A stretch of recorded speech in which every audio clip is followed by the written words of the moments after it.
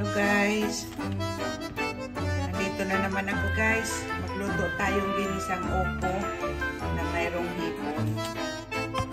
Ayan, maglagay muna tayo ng mantika sa kawali guys. Ayan. Saka natin ilagay yung ating bawang. Ayan.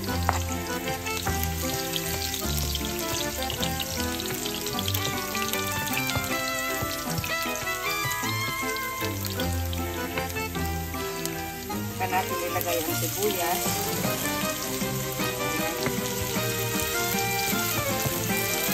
Ang ating opo ay galing na sa freezer. Yan ay tinabi ko lang nung mga nakaraang bunga ng ating opo.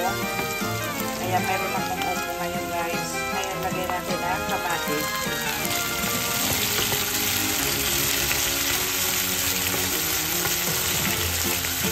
Kaunti lang ang lulutuin ko guys kasi ako lang naman ang kakain. Kaya kaunti lang ang lulutuin ko. Tama ko lang kainin. Pakita ko lang sa inyo kung ano yung aking ulam ngayon. Aking lulutuin guys.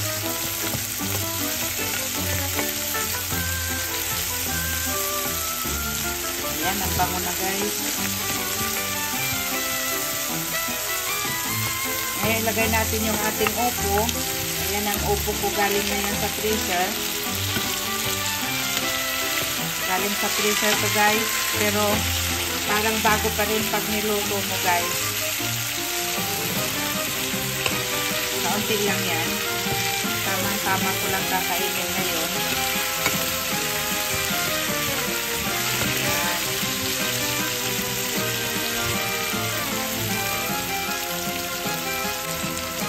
Guys, ilagay natin yung ating hipon. Ayan.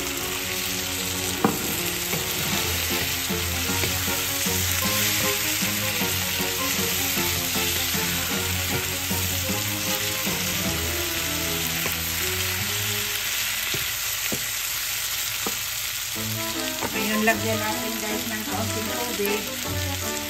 Lagyan natin ng kaunting tubig. Ayan.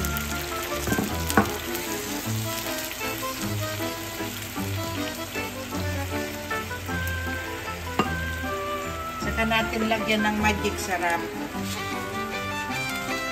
Ayan.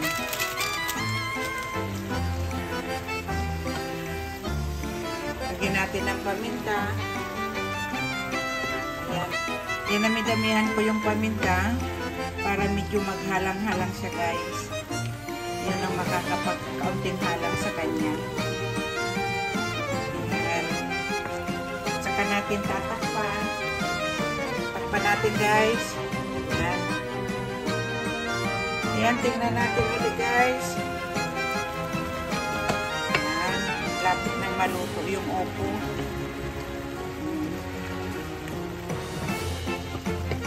Sarap na to guys. Simpleng gulay lang.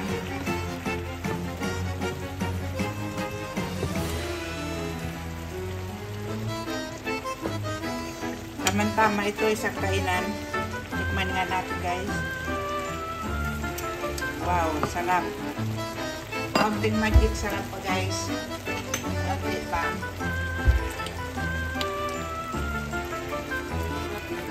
Ayan.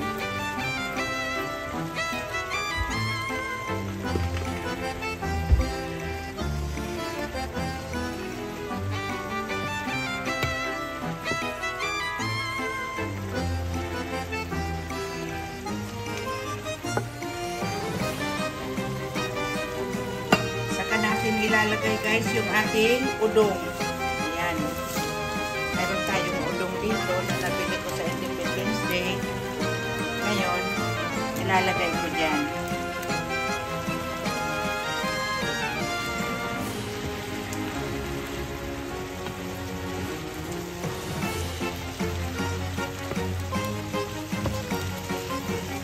Lagyan pa natin ng kaunting tubig guys.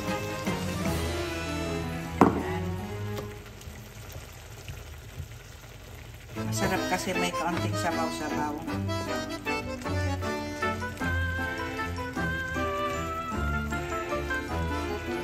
Ngayon, takpan natin ulit guys. Saglit na lang yan.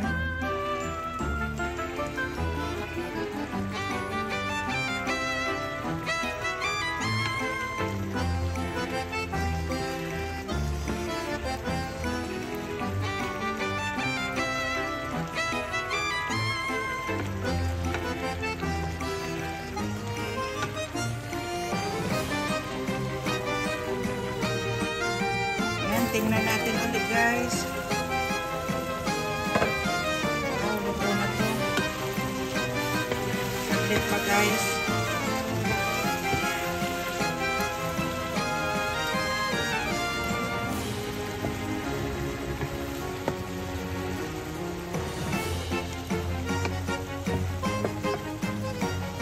Luto na to guys. Guys, maraming salamat sa panood sa akin.